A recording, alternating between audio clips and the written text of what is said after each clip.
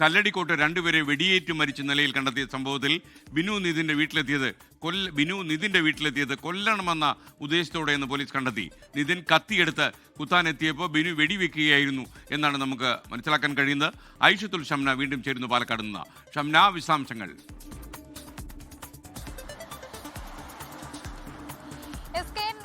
വൈകിട്ട് 3 മണിയോടുകൂടിയാണ് 2 യുവാക്കളെയും ദുരൂഹ സാഹചര്യത്തിൽ മരിച്ച നിലയിൽ കണ്ടെത്തുന്നത്. ആദ്യം ബിനുവിന്റെ മൃതദേഹം ഈ പ്രദേശത്തെ റോഡിൽ നിന്നും ചോര വാർന്ന നിലയിൽ ഈ പ്രദേശവാസികൾ കാണുകയായിരുന്നു. തുടർന്ന് പോലീസ് നടത്തിയ പരിശോധനയിലാണ് വീടിനകത്ത് നിതിനും മരിച്ച നിലയിൽ കിടക്കുന്നത് കണ്ടത്.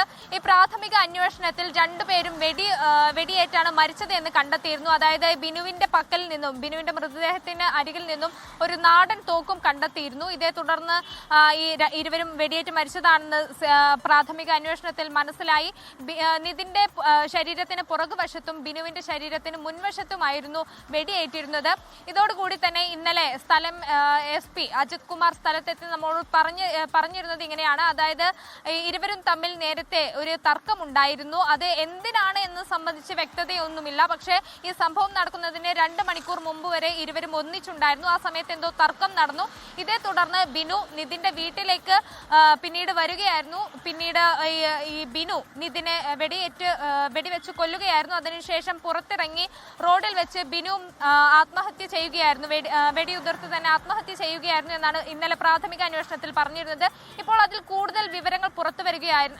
അതായത് കൊല്ലണമെന്ന ഉദ്ദേശത്തോടു കൂടി തന്നെയാണ് ബിനു തോക്കുമായി നിതിന്റെ വീട്ടിലെത്തിയത്. അതിനുശേഷം ഇരുവരും തമ്മിൽ വീട്ടിൽ വെച്ച് വീണ്ടും തർക്കമുണ്ടാകുന്നു. ഇതിനിടെ നിതിൻ ഈ അക്രമം ആക്രമിക്കാൻ വേണ്ടിയുമൊക്കെ കത്തിയെടുത്ത് ബിനുവിന് നേരെ തിരിയുന്നതോടു കൂടിയാണ് ബിനു വെടിയുതിർക്കുന്നത് നിതിന് നേരെ. അങ്ങനെ നിതിൻ മരിക്കുന്നു, കൊല്ലപ്പെടുന്നു. അതിനുശേഷം പിന്നീട് ഈ ബിനു പുറത്തിറങ്ങി സ്വയം വെടിയുതിർക്കുകയായിരുന്നു. ബിനുവിന്റെ അറയിൽ നിന്നും 17 വെടിയുണ്ടകൾ കൂടി കണ്ടെത്തിയിട്ടുണ്ട്. മറ്റൊന്ന്, ഈ തോക്കിന് ലൈസൻസ് ഇല്ല എന്ന് കൂടി കണ്ടെത്തിയിരിക്കുന്നു.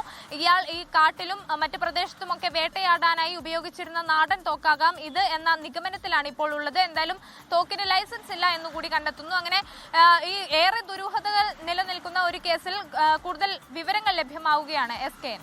ലോകത്തെവിടെയായാലും ഏത് സമയത്തും 24 വാർത്തകളും ഓഗ്മെന്റഡ് റിയാലിറ്റി പാക്കേജുകളും എക്സ്പ്ലെയിനറുകളും വിശദമായി കാണാൻ ഞങ്ങളുടെ YouTube ചാനൽ നിങ്ങൾക്ക് സബ്സ്ക്രൈബ് ചെയ്യാം.